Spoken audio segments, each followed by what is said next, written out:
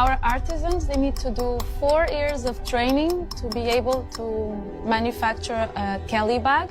This that you've just seen, the perlage, you need to be very skilled and very, very good.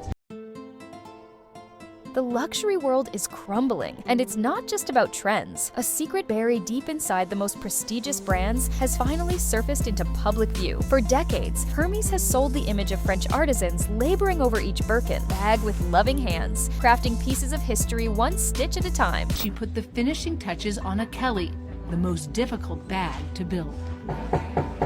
It starts with 30 distinct cuts of leather and can take 20 hours to complete. 4 hours for just the handle. There are no manuals or cheat sheets. Artisans rely on their training and muscle memory to make every bag. But a shocking truth was quietly hidden. What if the very bags sold for $20,000 or more weren't crafted in Parisian shops at all, but instead were mass-produced in factories thousands of miles away? Now, thanks to whistleblowers, leaked receipts, viral TikToks, and one leather expert, the illusion of luxury is being torn apart. This billion-dollar industry built on prestige is starting to crack. For years, through glossy ads and pristine boutiques, the brand showed promises of tradition and meticulous French craftsmanship. Buyers were stepping into an identity of class. Every Made in France label reinforced that narrative, wrapping each product in an aura of sophistication they supposedly couldn't fake. But the reality was far less romantic. Insiders now reveal that a staggering majority of these luxury staples aren't born in France at all. Instead, the majority of Hermès production takes place in various factories across China. Every cut of leather and every careful stitch are assembled overseas long before they ever touch French ground. Some of Hermès products are made in China. Towels are from Fuyue in Shandong. They also make products for Chanel and IKEA. Beddings are from Yue in Shandong. Men's shoes are from Shachi in Shandong. Tableware are from Gaochun in Jiangsu. Once these near-complete items arrive back in Europe, Hermès artisans make minor finishing touches like adding a clasp, embossing a logo, and sewing a final seam. With that tiny finishing touch, the bag magically qualifies for the glamorous Made in France label. This isn't a rare exception. It's a systemic business model. Under international trade laws, the country of origin can be determined by where the substantial transformation occurs. Brands like Hermès have stretched that definition to the absolute limit, knowing that the title of French luxury sells better than any marketing campaign ever could. And the scheme worked. Buyers around the world lined up, believing they were investing in artisan tradition, not realizing that much of what they were paying for was perception, not production. And Hermès isn't alone in playing this high-stakes game of smoke and mirrors. In the world of luxury, illusion is often the biggest part of their business. While Hermès spent decades weaving a lie, one unexpected figure named Tanner Leatherstein expanded this case. It was my first time shopping at Hermès, and let me tell you how it went. Tanner isn't just another voice on social media, he's a trained leather expert with an obsession for uncovering luxury brands' secrets. I have spent over $100,000 of my own money dissecting luxury bags, cutting them open, analyzing every stitch, every layer. Why? Because I had to know what made those bags so expensive. His mission is to find out if the sky-high price tags attached to luxury goods actually reflect craftsmanship or just clever marketing. Tanner rose to fame for a simple ritual of buying luxury bags, slicing them open on camera, and exposing their hidden truths. One after another, he dissected brands like Chanel, Louis Vuitton, and Balenciaga, revealing cost-cutting shortcuts and cheap material swaps. Most of those bags I cut open, just expensive, nothing special. But a few truly exceptional. But his takedown of Hermès sent shockwaves through the entire fashion industry. When Tanner got his hands on a coveted Birkin, he analyzed it down to the last stitch. What he found was basic leather, standard hardware, and rushed construction. We got a lot of requests, do Hermès next. And that's why we're here in the Highland Park Mall. Made in Italy, made in China, or maybe made in Chile. Oh yeah, that should be a thing, by the way, because some brands get real creative when it comes to made in China. According to Tanner's detailed breakdowns, the true production cost of a Birkin wasn't tens of thousands, but closer to $600, even factoring in high-quality materials. And fair labor costs, the gap between production and retail price was staggering. Tanner didn't stop at one product. He poured over dozens of Hermès products, comparing craftsmanship, materials, and stitching against mid-range brands and even dupes. The so-called luxury pieces consistently failed to impress, and they also failed to justify their legendary status. His work was documented, methodical, and visual. Through his work, Tanner exposed what brands had worked so hard to conceal. The prestige of these goods wasn't built on high quality, it was built on storytelling, celebrity endorsements, and illusions of rarity. His videos ignited a new wave of consumer skepticism. Suddenly, buyers weren't just asking if a bag looked good, they were asking if it was actually worth anything at all. But it wasn't just Tanner Leatherstein dissecting their bags anymore, it was the very factories Hermès had trusted in secret, stepping forward with receipts, videos, and testimony that left no room for denial. Chinese manufacturers who once operated quietly behind the scenes began leaking shocking evidence. Videos surfaced showing assembly lines, with workers meticulously stitching what were unmistakably Hermès designs. Documents linked specific factories in Shandong and Guangdong to luxury production contracts. Who is the Chinese supplier behind product? Bags are from Sitong Handbag in Dongguan City, Guangdong Province. It's a factory specializing in handbags for 54 years, and it produces 80% of the world luxury bags.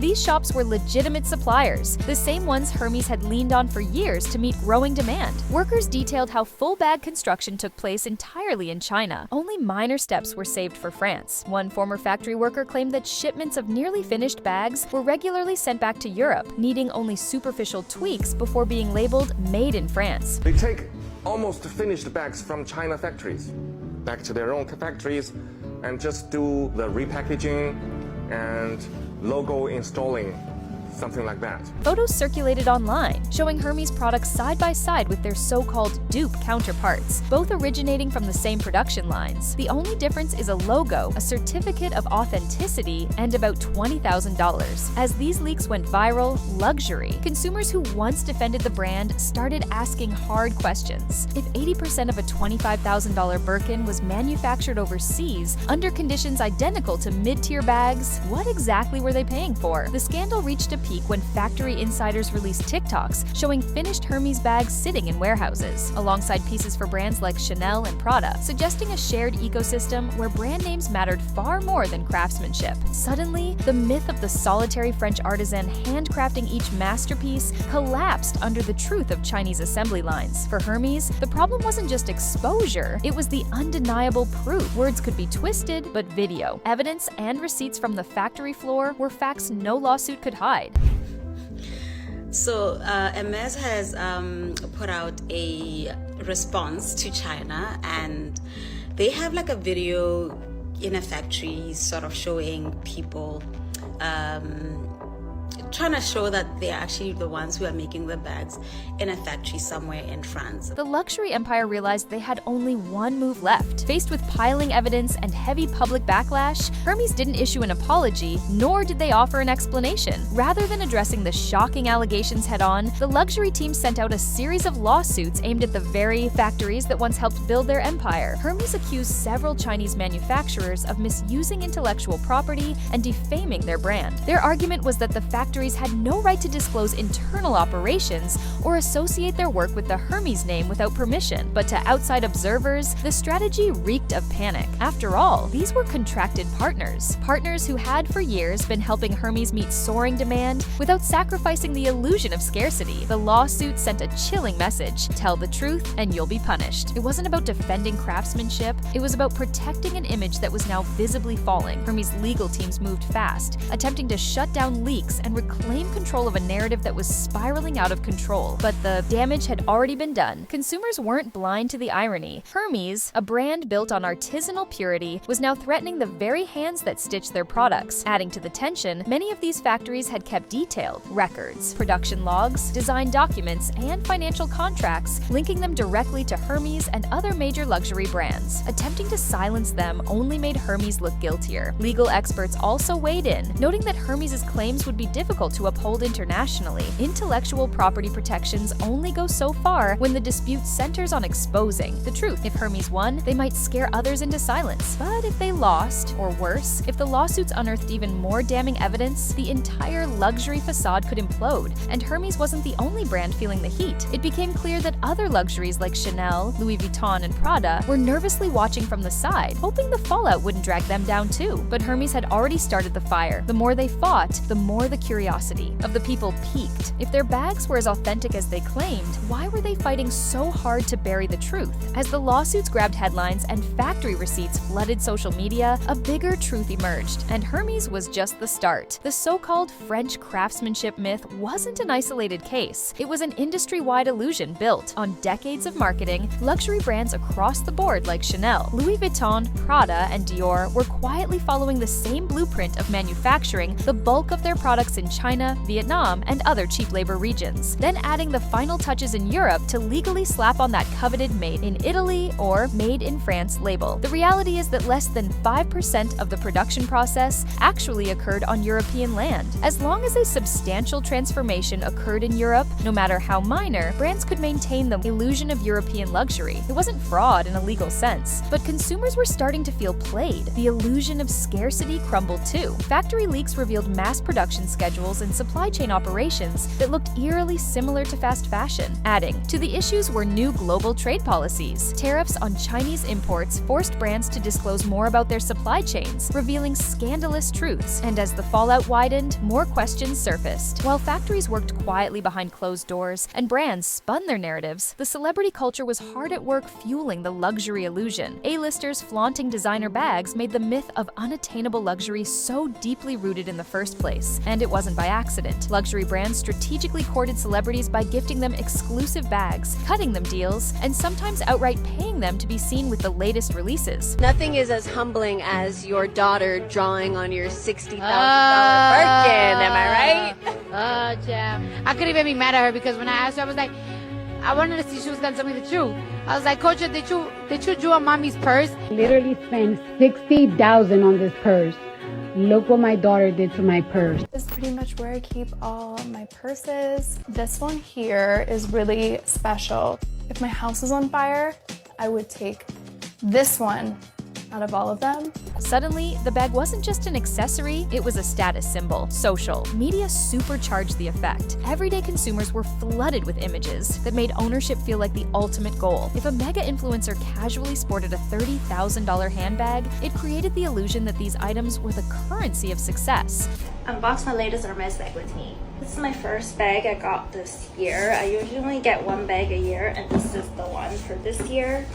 And I'm really excited about it. But many of these celebrities didn't even buy the bags themselves. They were gifted them, loaned them, or told to flaunt them for exposure. Strategic placements blurred the line between authentic endorsement and calculated marketing. Some stars were even caught unknowingly showcasing counterfeit versions. Kendall Jenner is wearing a fake Louis Vuitton fanny pack and she didn't know it. I'm gonna give you 3 reasons why I know that this Louis Vuitton bag is fake. Stylists, under pressure to deliver looks, sometimes sourced dupes to pass as the real deal. This constant flood of curated imagery kept demand sky high. It didn't matter if the craftsmanship wasn't there. If a Birkin or a Chanel flap was present, the public desire reignited. Luxury brands leaned into this knowing that celebrity association offered them something priceless. If your favorite star seemed obsessed with a brand, you were more likely to believe in its worth, no matter what was actually happening behind the scenes. But as the luxury illusion unraveled, even resale markets started to feel the heat. For years, these markets thrived on the powerful assumption that a Birkin, a Chanel flap, or a Dior saddle held its value because it represented authentic craftsmanship and rare exclusivity. But when the truth about mass production leaked out, that foundation began to crack. Resale prices dipped as buyers grew more skeptical. Bags once considered safe investments started lingering longer on websites. Authentication services found themselves under intense scrutiny too. As buyers demanded more than just a branded logo, they wanted undeniable proof of worth. And it wasn't just about where the bags were made. Consumers started questioning the entire grading system of rarity and authenticity. If brands themselves were blurring the lines between genuine and cheap, how could resale sites guarantee anything? Luxury investment funds also felt the tremors. Analysts who once praised designer bags as smart assets started revising their predictions. Confidence, the real currency behind luxury, was evaporating. Meanwhile, smart consumers turned to alternatives. Some abandoned the secondhand market altogether, preferring small independent brands offering offering transparency over appearance. Others shifted their focus to vintage pieces manufactured before globalization swallowed the industry whole. The fallout wasn't just financial, it was emotional. For many loyal buyers, the betrayal stung. Years of saving, spending, and idolizing brands now felt hollow. This was them realizing they had been sold an illusion. But even as trust crumbled and prices dropped, the machine behind luxury marketing wasn't ready to surrender. In a desperate bid to maintain control, they pivoted to a new, even riskier strategy, one that exposed just how far they were willing to go to protect the illusion. Decades of carefully crafted illusions, handmade prestige, exclusivity, and untouchable quality have been exposed as little more than clever marketing. And now, with consumers more informed than ever, the empire built on status symbols is starting to crumble. So next time you see a 5-figure price tag, ask yourself, are you buying craftsmanship or just a story someone sold you? Because in the new era of luxury, only one thing is certain: a strong reputation is more valuable than the quality of any product.